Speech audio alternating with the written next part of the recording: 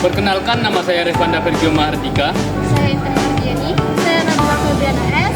Saya Navita Laura. Saya Nazla Khairunisa. Saya Khairunisa Fitri. Saya Salsabila. Saya Fajar Hakim. Kami dari kelompok 6 dengan mapel MTK Tindak Lanjut akan menjelaskan tentang refleksi pada garis.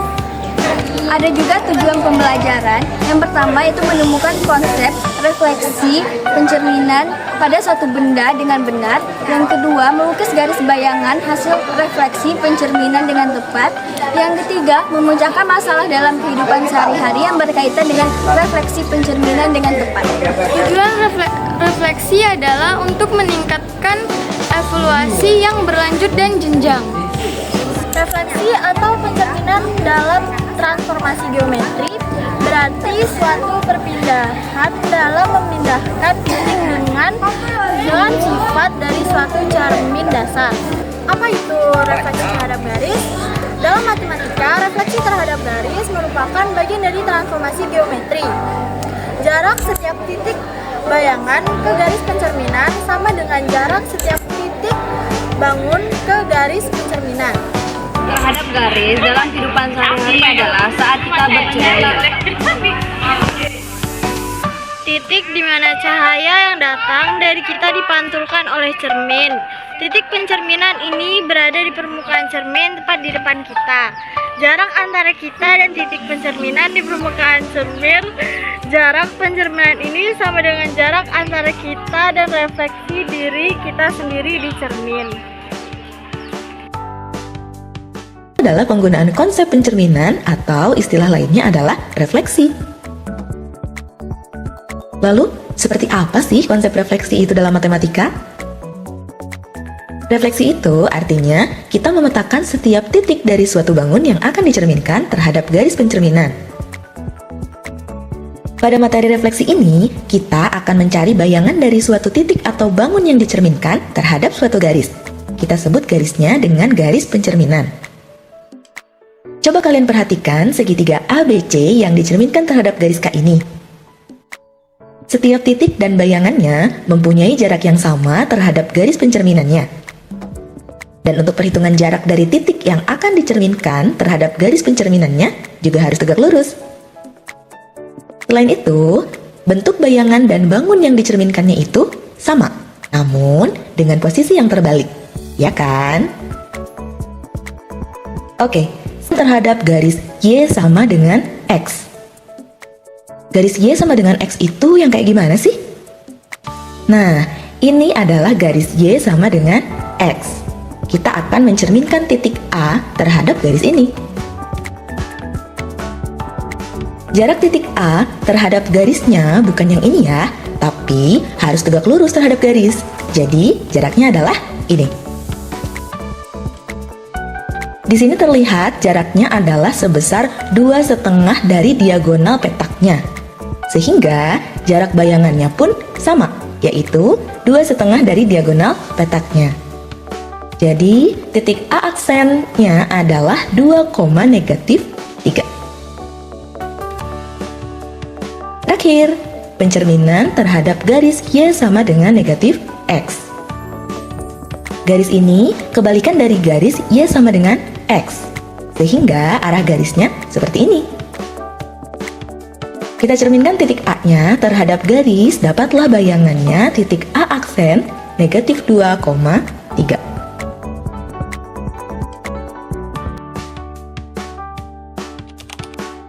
Pencerminan titik terhadap garis Y sama dengan X. Misalnya nih kita punya titik A dengan koordinat 1,4 akan dicerminkan terhadap garis Y sama dengan X. Di mana garis Y sama dengan X? Di sini ya, yaitu antara koordinat 1 dan 3. Maka itulah sebagai cerminnya. Nah, karena objeknya berada di atas kiri cermin, maka bayangannya pasti di bawah kanan ya, dengan memperhatikan jarak antara objek ke cermin. Maka seperti itulah juga jarak antara cermin ke bayangan. Sehingga disinilah bayangan titik A, yaitu A aksen dengan koordinat 4,1. Nah, sekarang perhatikan koordinat objek dan bayangan. Objeknya 1,4, bayangannya 4,1.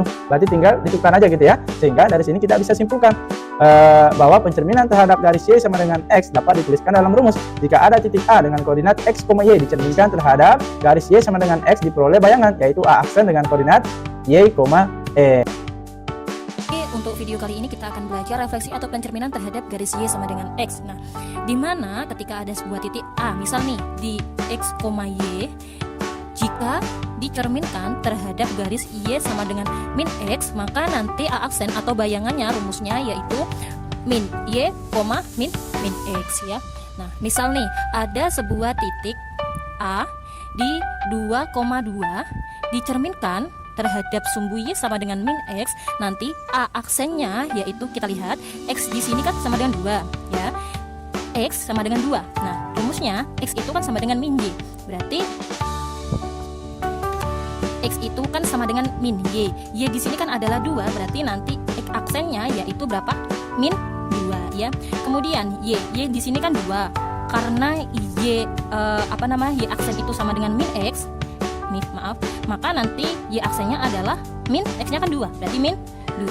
Berarti nanti bayangannya ada di titik min 2, min 2. Oke ya. Ini contoh yang pertama. Contoh yang kedua. Ketika ada di titik berapa ya? B di titik 2, min 3 dicerminkan terhadap sumbu Y sama dengan min X, nanti B aksennya bagaimana? Kita lihat X di sini kan sama dengan 2, di mana X aksen itu sama dengan rumusnya apa? Min Y ya. Berarti nanti X aksen sama dengan min Y. Nah, dikalikan min 3. Berarti berapa nih X aksennya? 3 ya. Nah, kemudian Y-nya adalah berapa itu? Min 3. Karena Y aksen itu adalah min X rumusnya, maka nanti Y aksen sama dengan min 2 ya. Berarti ada di titik berapa? 3, min 2 gitu ya. Itu mentransformasikan titik 2, min 6 menjadi min 5, min 6. Kita akan lihat bentuknya dulu. Kalau kita punya X, Y, kita cerminkan terhadap garis X sama dengan K. Ini akan menjadi 2 kali K min X, Y. Jadi Y-nya bakal tetap, tapi X-nya akan berubah menjadi 2K min X. Jadi kita lihat di sini 2, min 6. Kalau ini X sama dengan K, berarti ini seharusnya adalah bentuk 2 kali K min 2, min 6. Min 6-nya udah sama, berarti kita dapatkan 2K min 2 adalah sama dengan min 5. Berarti 2K sama dengan min 5. Min 2 kalau pindah ruas jadinya plus 2. Berarti 2K sama dengan min 3, kita bagi dengan 2. Ini dapatnya jadinya K adalah min 3 per 2. Ini adalah hasilnya kalau kita lihat dalam pilihan, berarti ini adalah pilihan yang E. Sampai jumpa di pertanyaan berikutnya. Contohnya, titik A di 2,3 yang dicerminkan terhadap garis Y sama dengan 1. Di manakah letak bayangannya? Karena cerminnya merupakan garis Y sama dengan suatu konstanta, di sini Y sama dengan 1, maka yang kita lihat adalah nilai ordinatnya atau nilai Y-nya. Dari 3 ke 1, yaitu ditambah negatif 2. Negatif 2 di sini bermakna jarak dari benda ke cerminnya 2 satuan ke bawah. Maka perlakuan yang sama juga berlaku dari cermin ke bayangannya, ditambah negatif 2. 1 ditambah negatif 2 hasilnya negatif 1. Negatif 2 ini bermakna dari cermin ke bayangannya jaraknya 2 satuan ke bawah.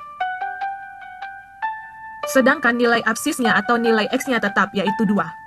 Diperolehlah bayangan titik A atau A aksennya di 2, negatif 1. Contoh lainnya titik B di negatif 3, negatif 2 dicerminkan terhadap garis Y sama dengan 1. Di manakah letak bayangannya?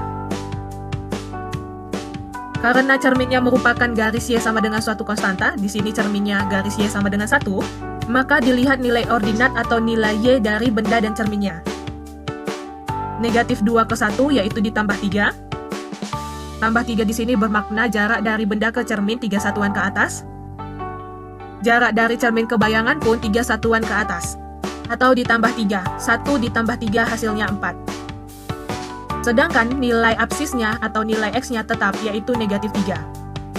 Diperolehlah bayangan titik B di negatif 3,4. Refleksi suatu titik X, Y terhadap garis Y sama dengan B secara umum. Di manakah letak bayangannya? Karena cerminnya merupakan garis Y sama dengan B, maka lihatlah nilai ordinat benda dan cerminnya.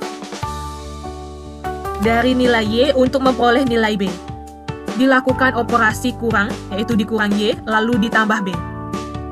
Maka nilai Y supaya menjadi B dilakukan tambah B dikurang Y. Hal yang sama juga berlaku dari cermin ke bayangan. Ditambah B lalu dikurang Y. B tambah B2B lalu dikurang Y, hasilnya 2B kurang Y.